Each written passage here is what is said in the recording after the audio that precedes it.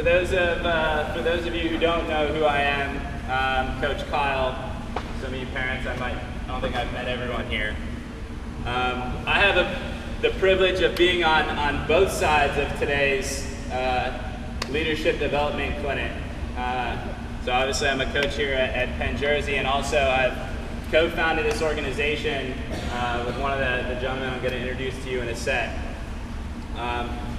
So for a long time, swimming has been an incredibly important and influential piece of my life, and kind of what we wanted to do with this organization was kind of take that impact and kind of spread it around. And one of the big influences that I had was that guy over there, Timmy Hayes. And so every day when I was in the pool, I would just try to keep him from lapping me as much as possible throughout the workout. And he actually did a pretty good job kicking me into shape. So Timmy Hayes was Southern Lehigh School District. He swam for Atlantis Aquatic Club alongside myself, Coach Kevin here. I ended up at University of Virginia, where he was on the 4-time ACC championship team, 9 ACC finalists appearances. So a very accomplished swimmer in his own right. So I'll put the floor over to Timmy.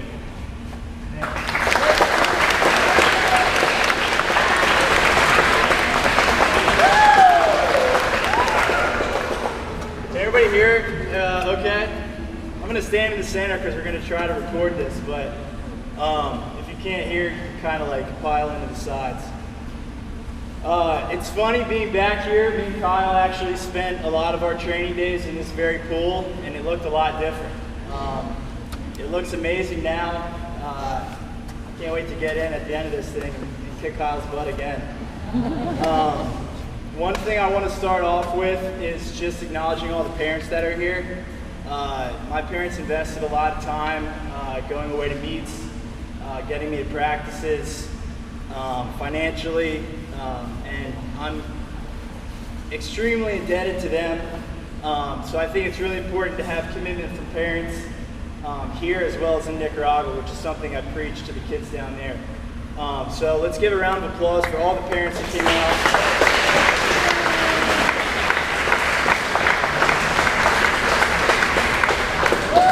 One thing that my college coach, he taught me, he was recruiting me, and he came to the Lehigh Valley to watch me practice. Came over to my house for dinner, and on the way home, he made me stop and pick up flowers for my mom. And he said, "You only have one mom." And that was a lesson I carried through still to this day. So appreciate your parents as much as possible. Maybe someday you'll come home from college with some flowers for your mom. The second thing I want to acknowledge is all the coaches, Kyle and Kevin and Sabina and all these guys that put this together, having us here. I'm extremely proud to be here, extremely excited to speak, and I can't thank Kyle enough for going on this journey with me. We've been together since we were 10 years old, and here we are 25-year-olds, and he's my best friend, and I thank him and Kevin and all you guys who put this together. So thank you very much for that.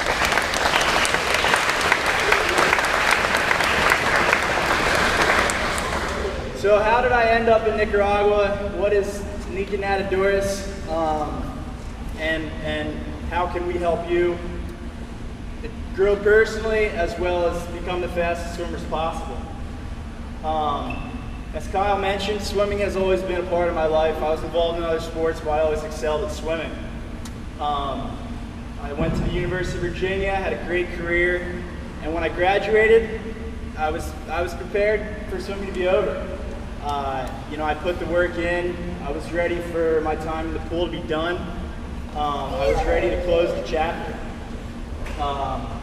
But it never closed. I trained until 2012, and then I was kind of battling joining the corporate world, and I moved out to Jackson, Wyoming with no job, no real plan. And what did I do? The first thing, I went out to Jackson Hole, Wyoming, and I was emailing swim clubs looking for coaching positions. So swimming once again entered my life when I moved out to Wyoming. I coached for a club team that's really similar to you guys, kind of young, a little bit small, very new, and it was one of the best winters of my life. I loved working with all age kids. I loved coaching. I felt like I was in my niche.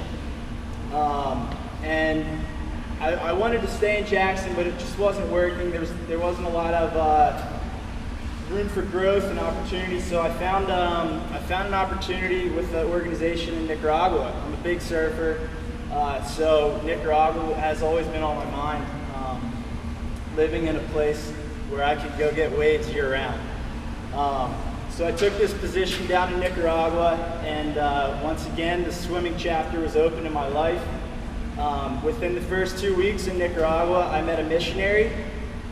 His name is Holly August, and he's been a huge mentor for me in this past 15 months that I've been down in Nicaragua. To this day, we're building a pool together. And when I met him at first, you know, he just briefly explained what he does. He owns a sports complex with a soccer field and a covered basketball court and a library and a computer lab, and it's a great place for kids from the community to come, have a safe place to play, and kind of leave all the things that they deal with behind. And I talked to him, and he said the next project he wanted to take on was building a pool. And I said, well, that's pretty funny. You know, I was a swimmer in college. I might be able to help you with this. So I kind of went to work. I put a few ideas together. I reached out to Kyle and another co-founder of ours, Scott Robinson, who was just missed the Olympic team by 1 spot. And as I expected, both these guys, who are great friends of mine and our co-founders, were on board. They said, this is something we want to be involved in. This is something that we believe in. Let's go ahead and do this. Let's make this work. So what is it that we do? Why are you here? Nica Nadadores is Nicaraguan swimmers. The word Nica, like we say we're American, Nicaraguans say we're Nica. And then Nadadores is the word for swimmers. So starting off was just an organization to get kids involved with swimming. But another thing I saw when I was in Nicaragua was a need for stronger education. The kids down there will get stuffed, 90 kids into a classroom the size of, I don't know, really tiny. And they study from 7 to noon. It's just not sufficient. So I wanted to use all the things that I learned through sport, all the practices and principles that I was taught through swimming, as well as combine that with education and create an opportunity for kids to grow, just like we had mentors like Sabine and other coaches with Atlantis, and we were able to achieve the highest level possible because of the support system we had. So that's what Nica Nadadores is. It's a group of kids that are using swimming as an opportunity to grow personally, as well as getting support financially. They get backpacks, school uniforms, textbooks, pencils, tutoring, mentorship, and swim lessons. So it's right now it's exactly what we planned it to be. It's a combination of these two. We run swimming classes on Mondays and Wednesdays right now. Hopefully, when the pool is done, we'll have more classes and more kids, and we'll grow just like this team will grow. We employ a local coach. I'll go into a quick story about. His name's Edwin, and it was about 3 weeks ago, maybe a month ago. I texted him. I said, "Hey, Edwin, I hope you had a good weekend. I'll see you for swim class this afternoon." And he called me and he said, "Timmy, my house is flooded. The rains this past weekend basically destroyed my roof. My floors are all muddy. My mattress is ruined. There's nothing. I have to take care of my roof before the next rains come." And I said, "Okay, that's fine. Do what you have to do." And I hung up and I went back to work, sending emails. And I kept thinking, how can I help this guy? He's a good friend. He's committed to this program. I'm flat broke, so I can't offer him any money. But I called the missionary friend and I said, hey, Holly, do you think we could borrow your truck? He said, sure, no doubt.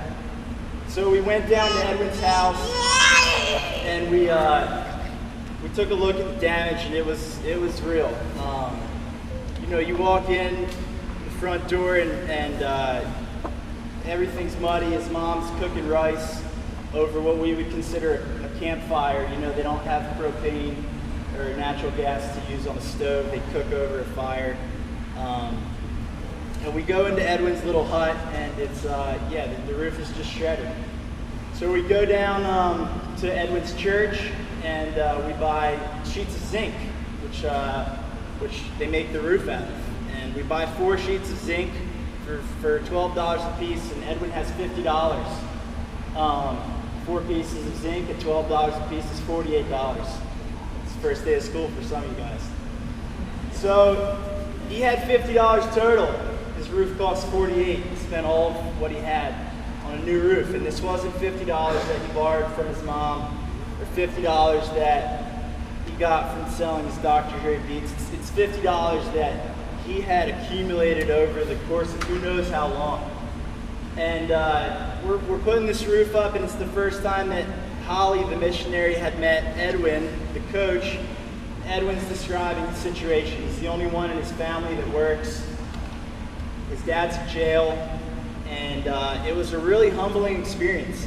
I'd been in Nicaragua now. At this point, I'd been there for 14 months, and I'd been in plenty of people's homes, and I had experienced a lot. I had been humbled, and I thought I understood exactly what it was that I was involved in. And it really hit me that this was the first time I understood that this organization is going to provide a lot more for a lot of people than we can understand. It's going to provide a lot of things for kids as they grow up that you might not see.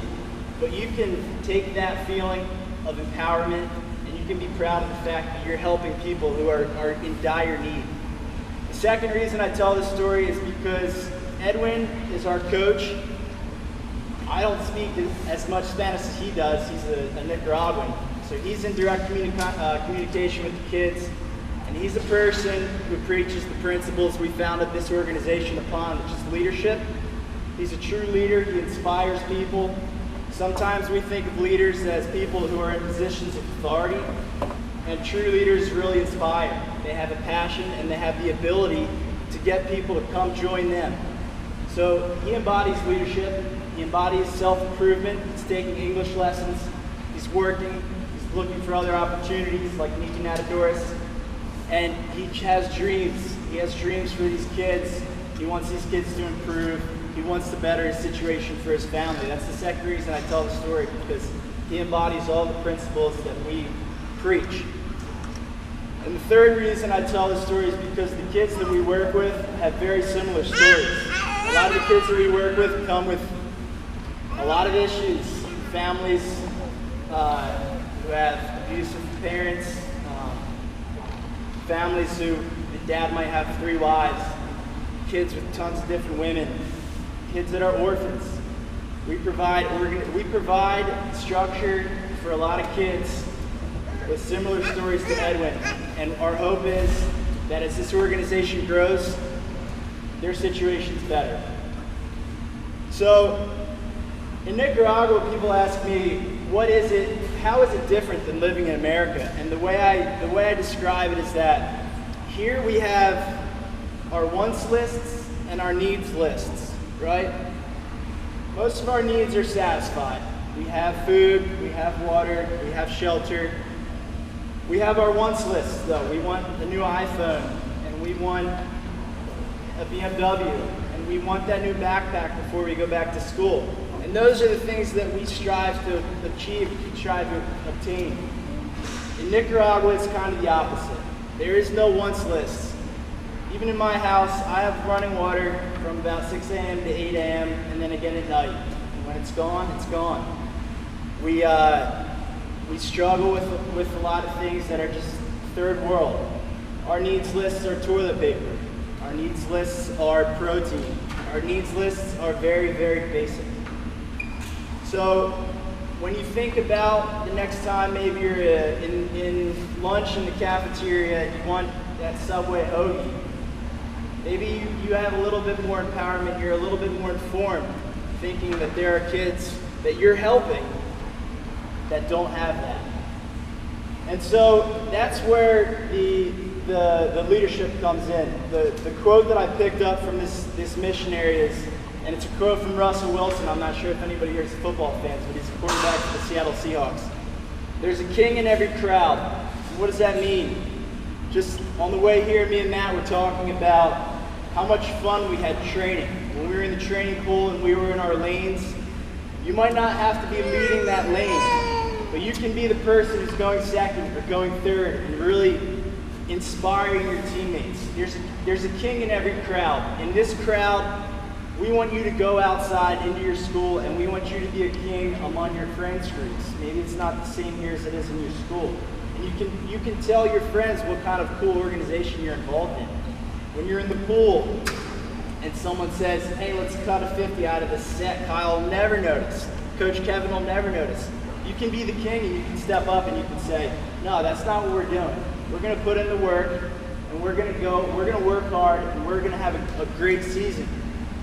And that's exactly what we want to do. We want to get you thinking that there are no shortcuts. We want you to be able to transfer the things you learn in this pool to your life outside of pool, and how that will help you grow personally with characteristics of leadership, self-improvement, and dreaming big. So we want to help you set goals and achieve those goals. We want to help you be a leader among your friends groups, and we want to help you improve in the pool and outside of the pool.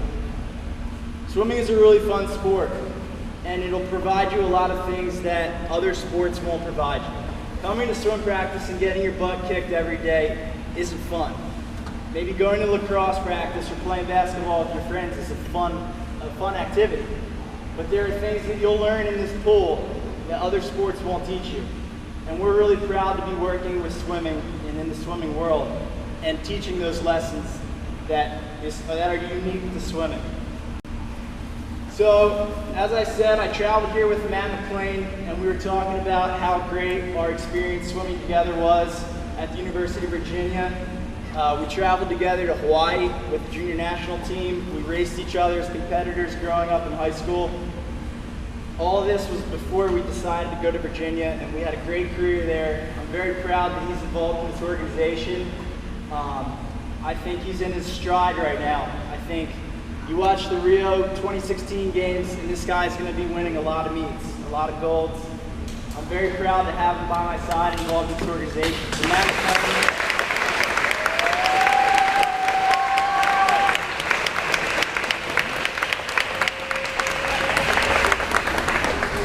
All right, guys. First, I'd like to say thank you for having me. Thanks to Tim. I could not have asked for a better training partner in my 4 years at Virginia. And when you talk about someone who really takes initiative and works hard on a daily basis, he isn't afraid to say what they're thinking, even if it's not always popular with the rest of the team. That was this guy. He always had the stones to say it, and he got it done. And he's someone that I'm really proud to know and consider one of my close friends. And I'm going to kind of talk about what swimming has done for me and how I relate it to who I've become today. Because swimming, it can be a very difficult sport, but you can get a lot out of it. And I really think it can help you to develop as a person and mature and develop these skills that he's talking about. One of the things that it's really done for me is teach me that I truly am in control of my own destiny, and that I have much more control over my life than I may have perceived otherwise. And I think that's one of the really valuable things that would like to help teach these kids in Nicaragua. Would like to give them a sense of control in their communities, teach them how to be leaders, and teach them how to improve their lives and their situations. And for me, I got a large sense of control out of swimming. So a lot of times when I talk to groups of kids, there seems to be this preconceived notion that all Olympians are just these Greek godlike figures who are really tall, super good at swimming all the time, and they never had any struggles. Did anyone kind of think that they were always really good athletes? Okay, well, in most groups, more people think that. And I'm glad that you raised your hand, because I was not good. I was terrible when I started. I swam like a can of paint. So I was that kid at the end of the lane that was just getting run over all the time. And how many of you guys started on Summer League? Really? So a lot of you guys started on club teams around here? All right, well, what I find in most places is that kids start on Summer League teams, and it's generally not that serious initially. It's something they do socially and that they find fun. And that's exactly how I started. And like I said, I was terrible. I would get run over every day in workout. I would just get lapped constantly. It would be like, just try and stay above the water. But what jumped out to me initially right away about swimming is that there should be a very clear-cut relationship between the work that you put in and the results that you get out. So I really like that sense of control in swimming. So I was like, you know what? I'm terrible, but I'm going to continue to work. And I worked as hard as I could. I didn't miss a practice that entire first summer that I swam. And, you know, I was by no means good, but I went from barely being able to finish a set to by the end of the summer, I was kind of leading lanes. And I was, you know, getting a better feel for the sport and what I liked about it. Compared to other sports that I did at the time, like baseball, I really liked that it was very black and white and apolitical. You know, in some sports, there can be calls that you don't agree with, there can be decisions that you don't agree with, but in swimming, you have to be very self-reliant, and you have to acknowledge that it is your responsibility how you perform for the most part. Any pool you go to is going to be just as long, the water's always just as wet, and time moves the same speed anywhere. So I really like these universal constants with the sport of swimming. Another thing that appealed to me right away.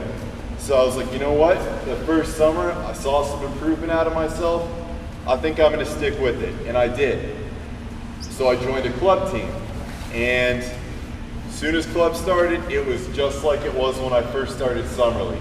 I was just getting thrashed all over again. You know, we went from doing mostly 25s and 50s in Summer League to starting with 800s when I was in the club. And I was just getting run over, but I was like, you know what? I see some parallels between this and my Summer League my first year. I'm gonna stick with it. And I saw the same kind of progression. And it wasn't as fast as I wanted. And that's something that is very difficult for young kids to get used to, is that there's no instant gratification in swimming.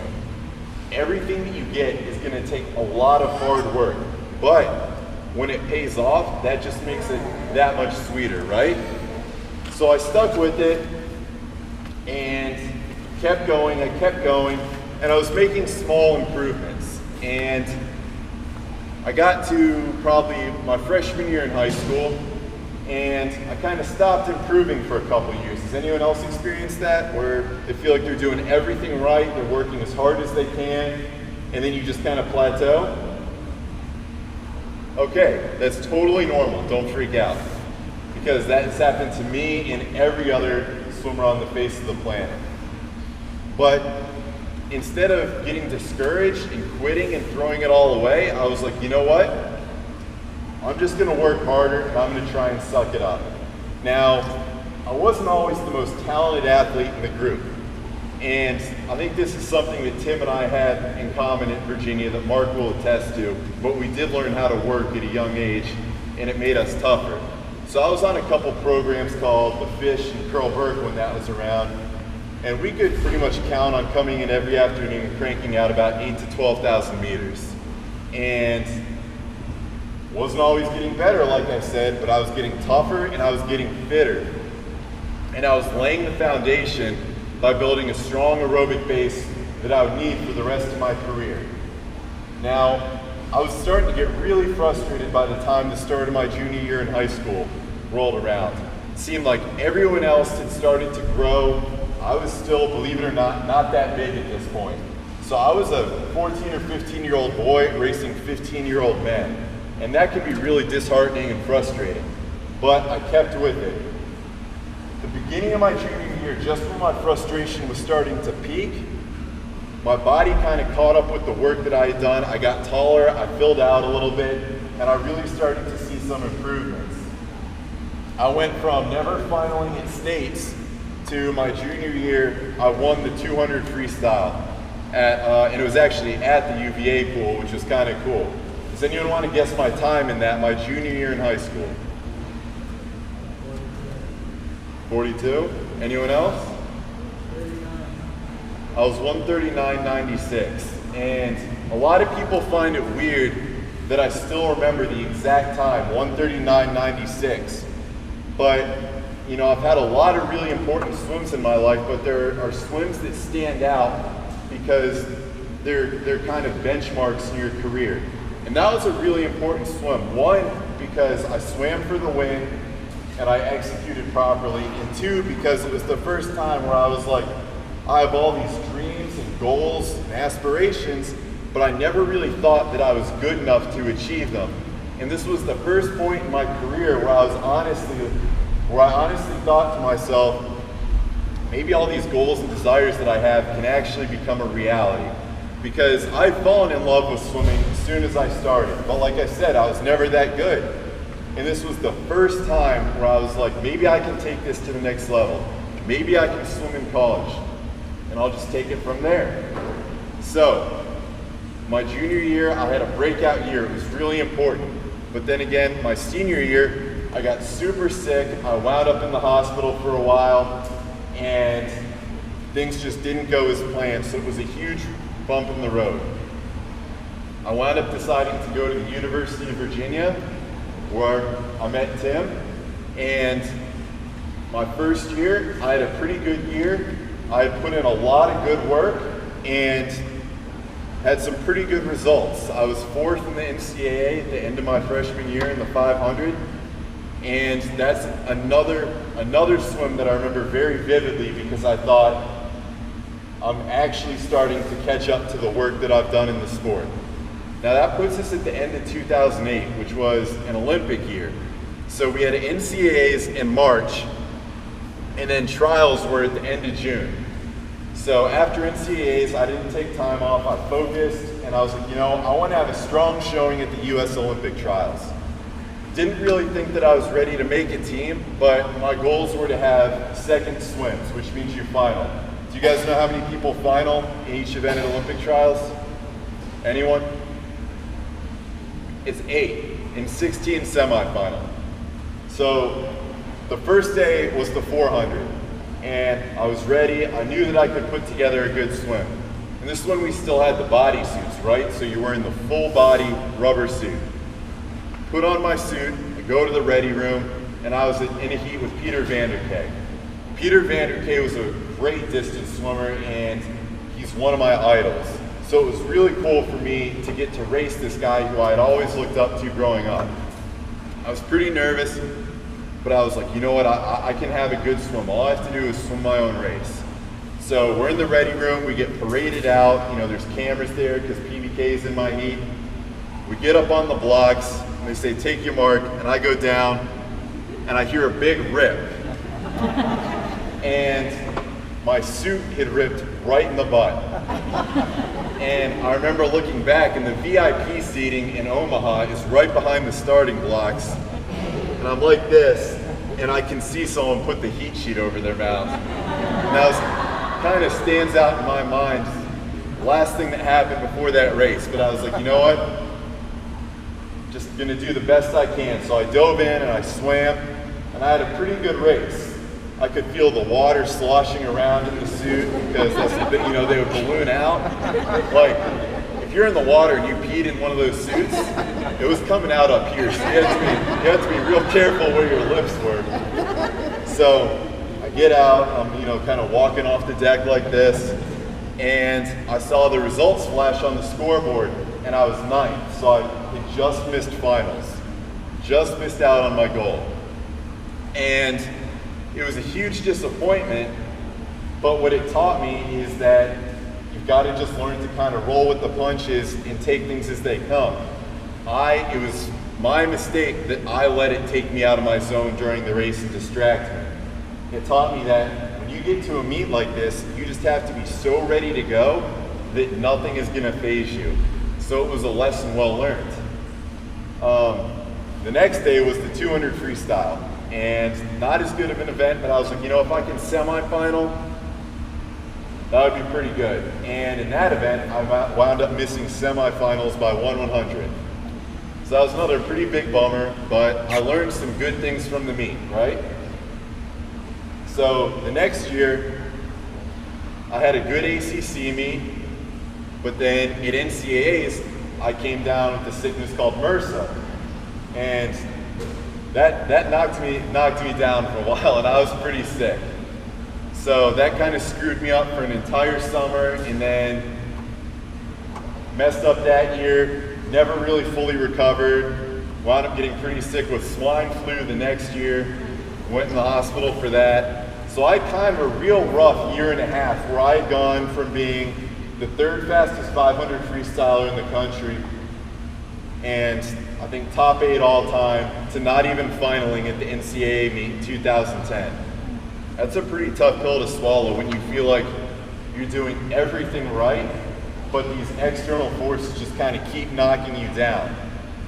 But again, I had one of those crossroads where I was like, I can let it get me down, or I can be a man about it, go out to California and train. And that's what I did. I went out to California and trained with legendary coach John Urbanchek for a summer, got back in shape, came back to Virginia my 4th year, and I had the best season of my life, and I won my first national title at the end of that year in the 500 freestyle, which was another really, really big swim for me, because it was a title that I'd wanted for a long time. It was my last chance, so it was now or never.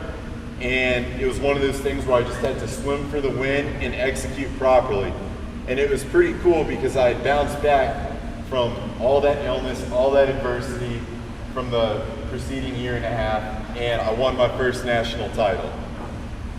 So that summer was that was the summer of 2011. Went to nationals in Stanford, and I won my first long course national title in the 400 freestyle. So that puts us 1 year out of the Olympics. I was out living in California, training with Irby, and for that year, I did every single thing in my power right. I did nothing but focus on swimming and did everything in my power. And when I say everything, I mean everything to prepare for that Olympic year.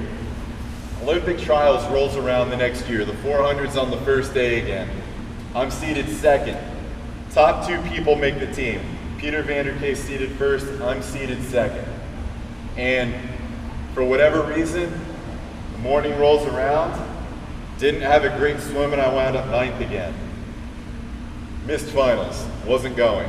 And I remember getting on my phone later that day and seeing a couple swim-swam headlines, stuff like that, where like swing and a miss from McLean blows his chance to make the Olympic team. And I was like, oh, that kind of sucks. But I didn't let it faze me. And after my race, I didn't let it faze me. I got in the warm-up pool, I sucked it up, and I did my job.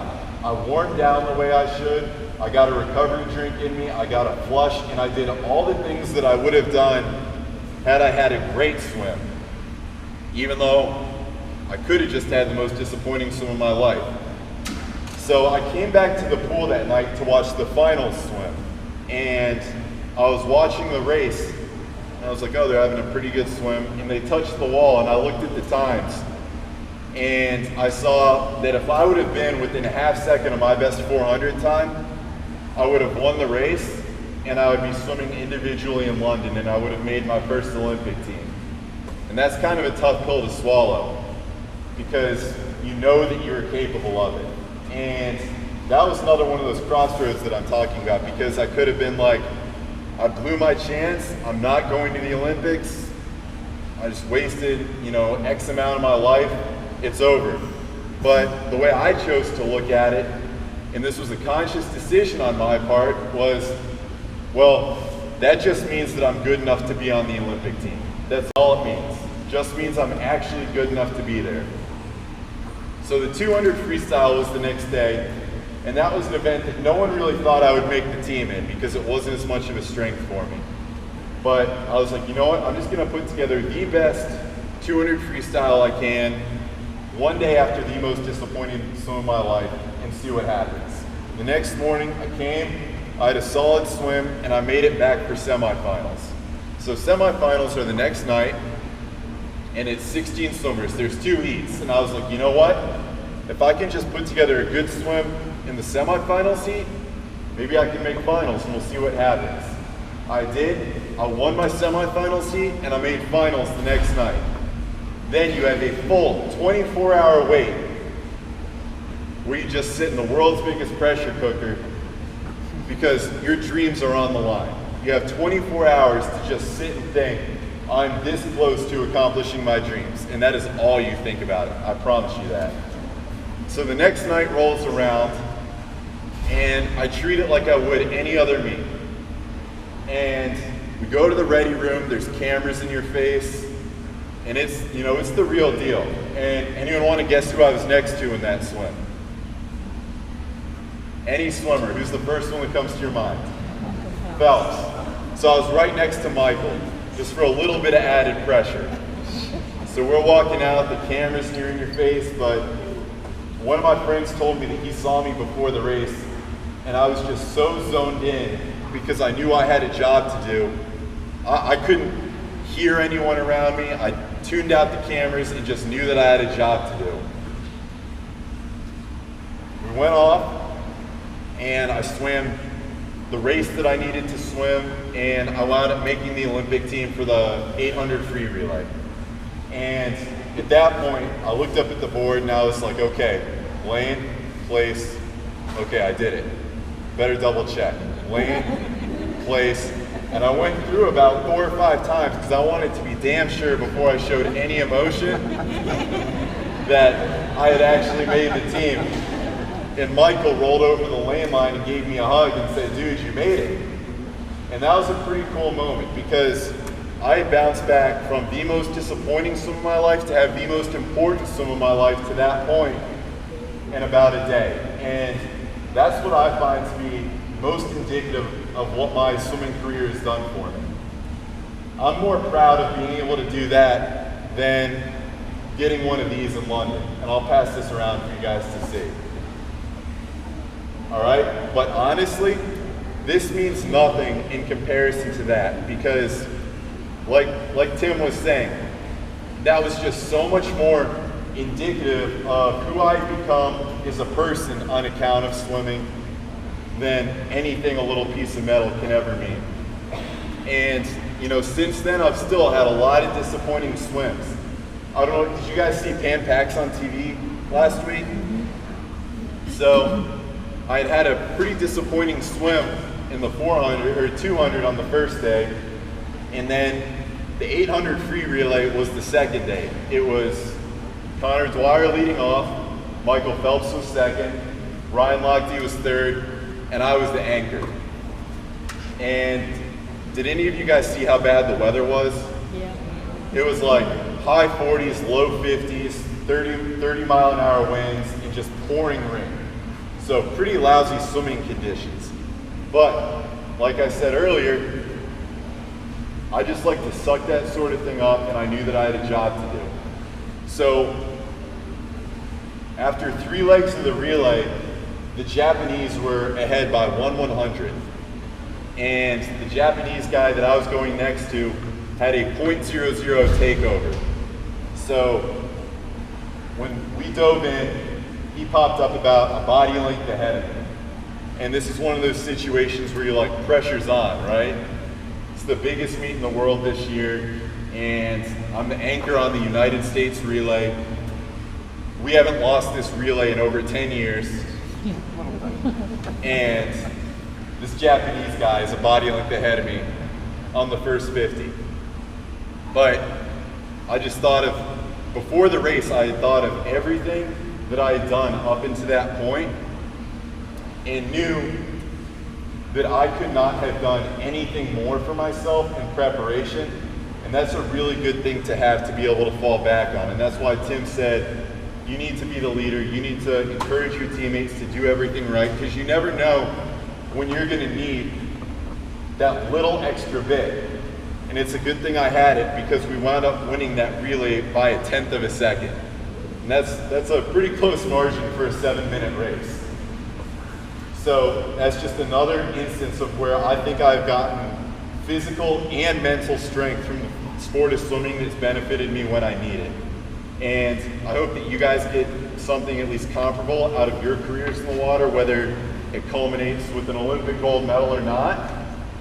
But I think everyone can get something personally out of swimming that will make you stronger, and you'll be better for it.